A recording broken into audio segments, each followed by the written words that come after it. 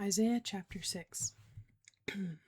In the year that King Isaiah died, I saw the Lord seated on a throne, high and exalted, and the train of his robe filled the temple. Above him were seraphs, each with 6 wings. With 2 wings they covered their faces, and with 2 they covered their feet, and with 2 they were flying.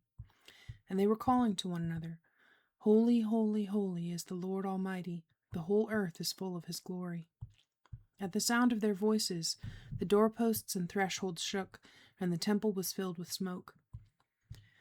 Woe to me, I cried. I am ruined, for I am a man of unclean lips, and I live among a people of unclean lips, and my eyes have seen the King, the Lord Almighty. Then one of the seraphs flew to me with a live coal in his hand, which he had taken with tongs from the altar.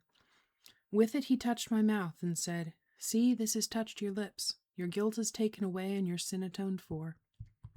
Then I heard the voice of the Lord saying, Whom shall I send? And who will go for us? And I said, Here I am, send me. He said, Go and tell this people, Be ever hearing, but never understanding. Be ever seeing, but never perceiving. Make the heart of this people calloused. Make their ears dull and close their eyes. Otherwise, they might see with their eyes, hear with their ears, understand with their hearts, and turn and be healed. Then I said, For how long, O Lord? And he answered, Until the cities lie ruined and without inhabitant, until the houses are left deserted and the fields ruined and ravaged, until the Lord has sent everyone far away, and the land is utterly forsaken. And though 1/10 remains in the land, it will again be laid waste. But as the terebinth and oak leave stumps when they are cut down, so the holy seed will be the stump in the land. Chapter 7. When Ahaz, son of Jotham, the king of Uzziah, was king of Judah, King Rezin of Aram, and Pekah, son of Remaliah, king of Israel, marched up to fight against Jerusalem, but they could not overpower it. Now the house of David was told, Aram has allied itself with Ephraim. So the hearts of Ahaz and his people were shaken, as the trees of the forest are shaken by the wind. Then the Lord said to Isaiah, Go out, you and your son Shear-Jashub, to meet Ahaz at the end of the aqueduct of the upper pool, on the road to the washerman's field. Say to him, Be careful, keep calm, and don't be afraid. Do not lose heart because of these 2 smoldering stubs of firewood, because of the fierce anger of Rezin and Aram, and of the son of Remaliah. Aram, Ephraim, and Remaliah's son have plotted your ruin, saying, Let us invade Judah. Let us tear it apart and divide it among ourselves, and make the son of Tabeel king over it. Yet this is what the sovereign Lord says, It will not take place, it will not happen. For the head of Aram is Damascus, and the head of Damascus is only Rezin. Within 65 years Ephraim will be too shattered to be a people. The head of Ephraim is Samaria, and the head of Samaria is only Remaliah's son. If you do not stand firm in your faith, you will not stand at all. Again the Lord spoke to Ahaz, Ask the Lord your God for a sign, whether in the deepest depths or the highest heights. But Ahaz said, I will not ask. I will not put the Lord to the test. Then Isaiah said, Hear now, you house of David. Is it not enough to try the patience of men? Will you try the patience of my God also? Therefore the Lord himself will give you a sign. The virgin will be with child, and will give birth to a son, and will call him Emmanuel. He will eat curds and honey when he knows enough to reject the wrong and choose the right. But before the boy knows enough to reject the wrong and choose the right, the land of the 2 kings you dread will be laid to waste.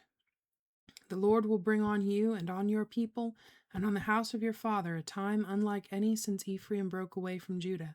He will bring the king of Assyria. In that day the Lord will whistle for flies from the distant streams of Egypt and for bees from the land of Assyria. They will all come and settle in the steep ravines and in the crevices in the rocks, on all the thorn bushes and at all the water holes. In that day the Lord will use a razor hired from beyond the river, the king of Assyria, to shave your head and the hair of your legs, and to take off your beards also. In that day a man will keep alive a young cow and 2 goats, and because of the abundance of the milk they give, he will have curds to eat. All who remain in the land will eat curds and honey. In that day, in every place where there were 1,000 vines worth 1,000 silver shekels, there will be only briars and thorns. Men will go there with bow and arrow, for the land will be covered with briars and thorns. As for all the hills once cultivated by the hoe, you will no longer go there for fear of the briars and thorns. They will become places where cattle are turned loose and where sheep run. Chapter 8. The Lord said to me, "Take a large scroll and write on it with an ordinary pen, Maher-shalal-hash-baz. And I will call in Uriah the priest and Zechariah son of Jeberechiah as reliable witnesses for me." Then I went to the prophetess, and she conceived and gave birth to a son. And the Lord said to me, "Name him Maher-shalal-hash-baz." Before the boy knows how to say, "My father" or "my mother," the wealth of Damascus and the plunder of Samaria will be carried off by the king of Assyria. The Lord spoke to me again. Because this people has rejected the gently flowing waters of Shiloah, and rejoices over Rezin and the son of Remaliah, therefore the Lord is about to bring against them the mighty flood waters of the river, the king of Assyria with all his pomp. It will overflow all its channels, run over all its banks, and sweep on into Judah, swirling over it, passing through it, and reaching up to the neck. Its outspread wings will cover the breadth of your land, O Emmanuel. Raise the war cry, you nations, and be shattered. Listen, all you distant lands. Prepare for battle and be shattered. Prepare for battle and be shattered. Devise your strategy, but it will be thwarted. Propose your plan, but it will not stand, for God is with us. The Lord spoke to me with his strong hand upon me, warning me not to follow the way of this people. He said, "Do not call conspiracy everything that these people call conspiracy. Do not fear what they fear, and do not dread it. The Lord Almighty is the one you are to regard as holy.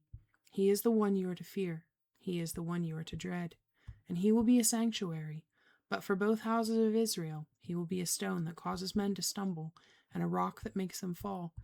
And for the people of Jerusalem, he will be a trap and a snare. Many of them will stumble. They will fall and be broken. They will be snared and captured.